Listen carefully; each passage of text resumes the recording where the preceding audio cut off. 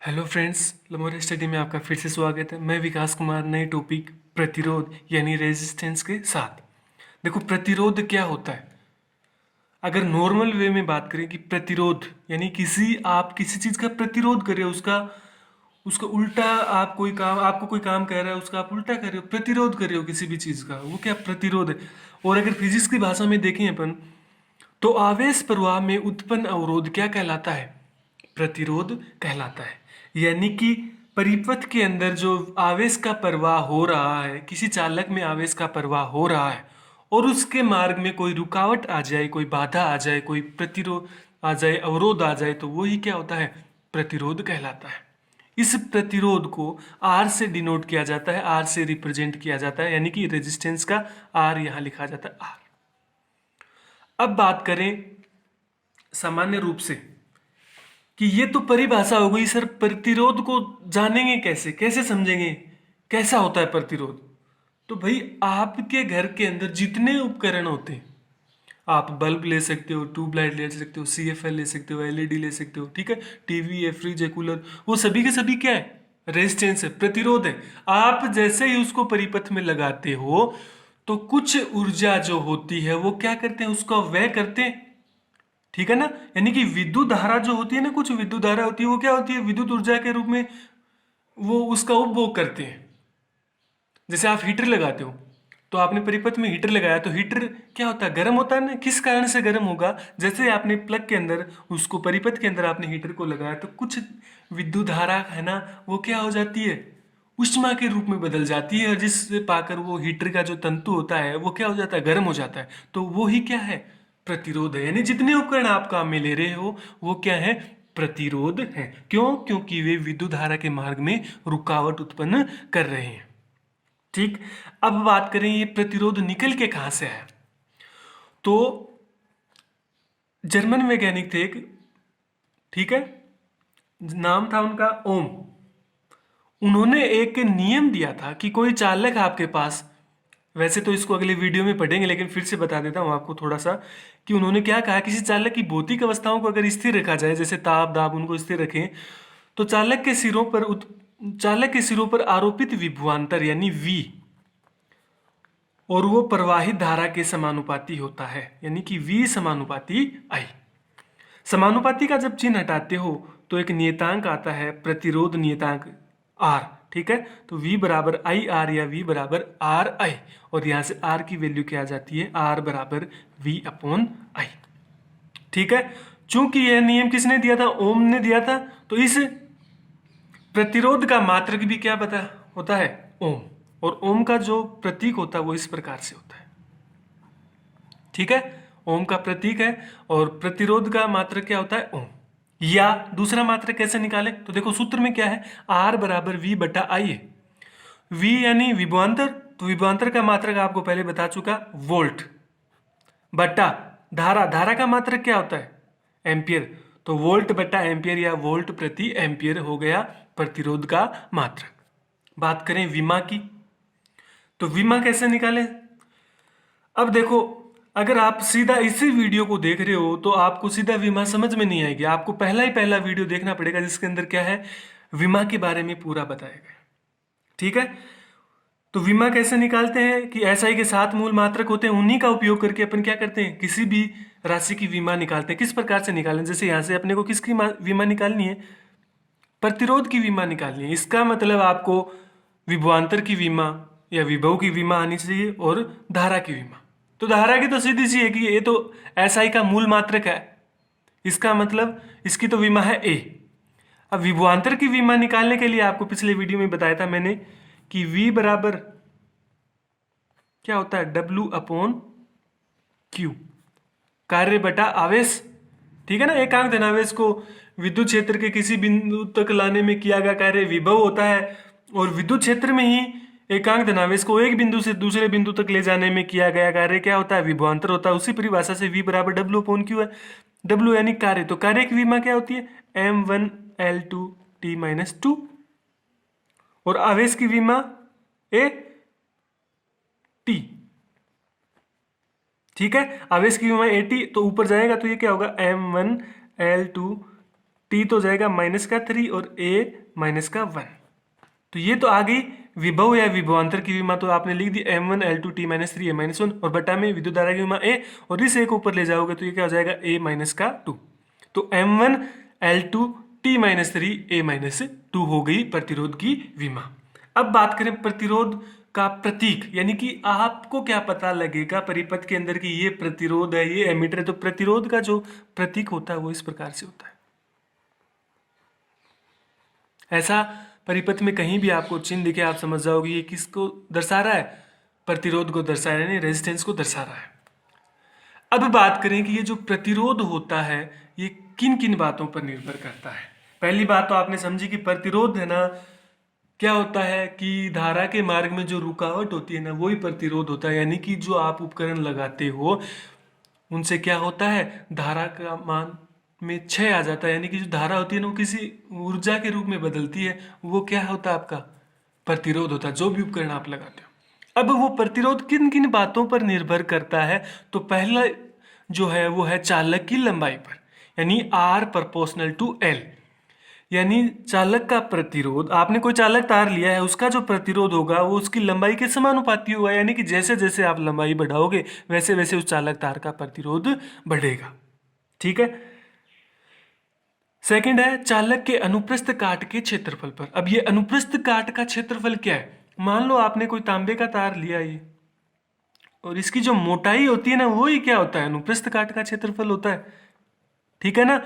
तो चालक का जो प्रतिरोध होता है वो उसके अनुप्रस्थ काट के क्षेत्रफल पर निर्भर करता है। किस प्रकार से निर्भर करता है, अगर चालक तार का अनुप्रस्थ काट का क्षेत्रफल ज्यादा है तो प्रतिरोध का मान कम होगा। यानी कि R proportional to 1/A, R समानुपाती 1/A, यानी कि व्युत्क्रमानुपाती।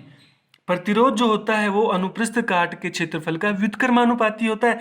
यानी कि जैसे जैसे आप अनुप्रस्थ काट का क्षेत्रफल बढ़ाओगे, अनुप्रस्थ काट का क्षेत्रफल का मतलब तार की मोटाई बढ़ाओगे, वैसे वैसे प्रतिरोध का मान कम होता जाएगा। ठीक है। थर्ड है चालक के ताप पर, यानी कि आपने जो चालक लिया है उसके ताप पर निर्भर करता है। किस प्रकार से, तो आपको केवल ये याद रखना है कि चालकों के लिए अगर आप जैसे कोई चालक पदार्थ आपने लिया है तो उनके लिए अगर आप टेम्परेचर बढ़ाओगे, तापमान बढ़ाओगे, तो क्या होगा, प्रतिरोध का मान भी बढ़ेगा। और फोर्थ है आपका चालक की प्रकृति पर। तो प्रतिरोध इन चार बातों पर निर्भर करता है। यानी कि चालकों की प्रकृति पर किस प्रकार, यानी चालकों की विभिन्न चालक होते हैं जिनकी प्रकृति क्या होती है, अलग अलग होती है, तो उनके लिए प्रतिरोध की निर्भरता भी क्या होगी, अलग अलग होगी। इन चार बातों पर प्रतिरोध निर्भर करता है।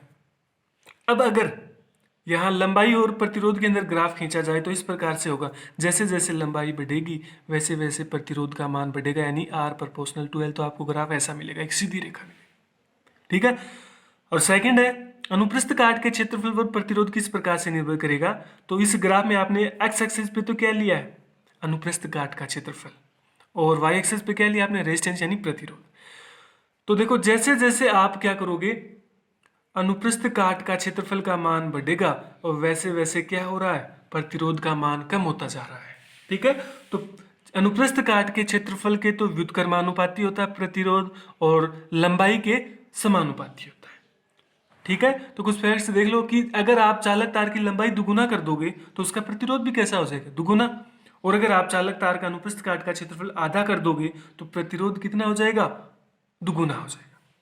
अब बात करें कि आपके पास मान लो दो तार है, एक तो मोटा तार है? यानी कि आपके पास एक तो तार है ये रहा, और एक तार आपके पास है ये।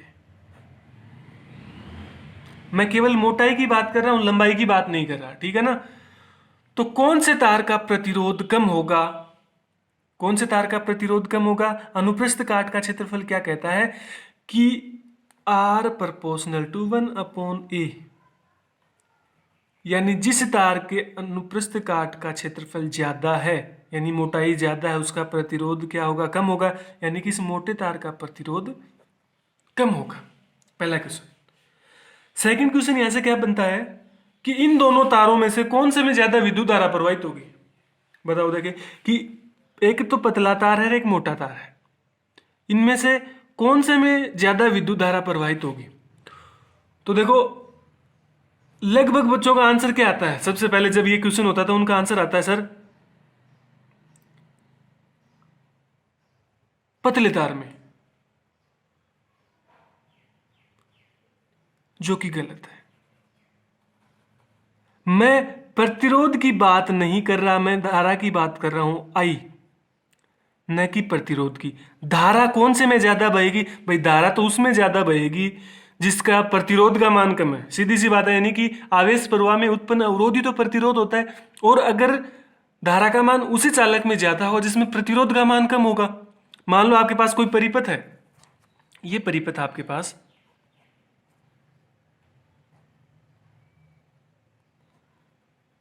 इसमें आपने एक प्रतिरोध तो ये लगा दिया और एक प्रतिरोध ये लगा दिया, ठीक है, मतलब दो प्रतिरोध लगा दिए, और कोई दूसरा परिपथ है उसमें 3 लगा दिए, 4 लगा दिए। तो ज्यादा प्रतिरोध लगाओगे तो इसका मतलब क्या होगा, धारा का मान, धारा का वे ज्यादा होगा ना, इसका धारा का वे यानी कि धारा का हास यानी ऊर्जा के रूप में बदलना वो ज्यादा होगा। तो मोटे तार में तो क्या होगा, विद्युत धारा ज्यादा प्रवाहित होगी। क्यों? क्योंकि मोटे तार का प्रतिरोध कम होता है, और जिसका प्रतिरोध कम होगा उसमें धारा का मान ज्यादा होगा। अब देखो कुछ फैक्ट्स हैं जो हर एग्जाम के अंदर पूछे जाते हैं, ठीक है, कि ताप वृद्धि पर प्रतिरोध का या प्रतिरोध पर किस प्रकार प्रभाव पड़ेगा।